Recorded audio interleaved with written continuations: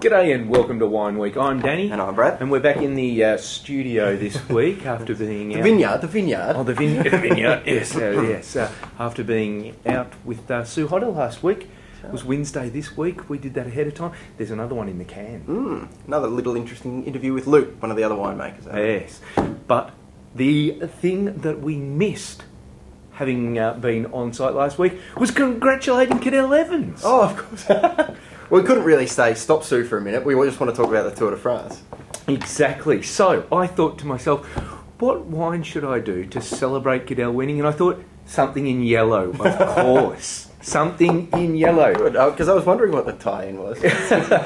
So, the De Bordelais Noble one. We've done this wine before. An unctuous, sticky, sweet beauty.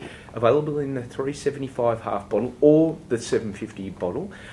This is such a gorgeous wine. I was out in the Yarra Valley. This one I tasted at Celador the day before Cadel did that magical time trial that got him into the yellow.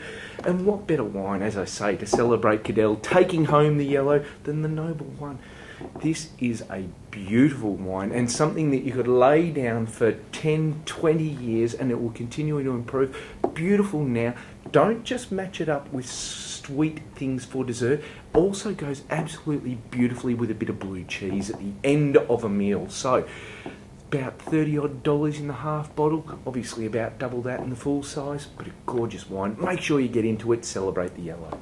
Yes, and if you do lie it down, it will go a very dark yellow, turning sort of a browny, honey sort of colour over time, but yummy stuff. Gorgeous stuff.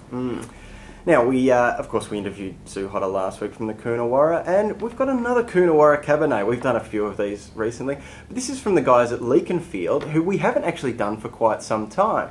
The last version of this one that we actually did was the 2004 Leconfield Cabernet. 2004, a really good vintage basically across the board in South Australia. 2009 Coonawarra Cabernets are shaping up really nicely as well.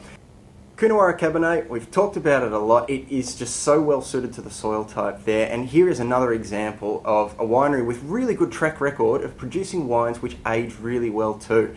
This one comes in at around about the mid to high 20 mark for retail, but it does get discounted a little bit around the traps as well. Look, 2009, as we said, is shaping up really well. It was a really ripe growing season, but sort of cooled down a little bit as well. So it was a nice even ripening, really elegant wines that are being made, and look, they will go the distance. So if you do like your Coonawarra Cabernets, check out Leconfield because they're doing some good work as well as the guys at Wins. Very nice. Now, speaking of things we like, Mornington Peninsula Pinot.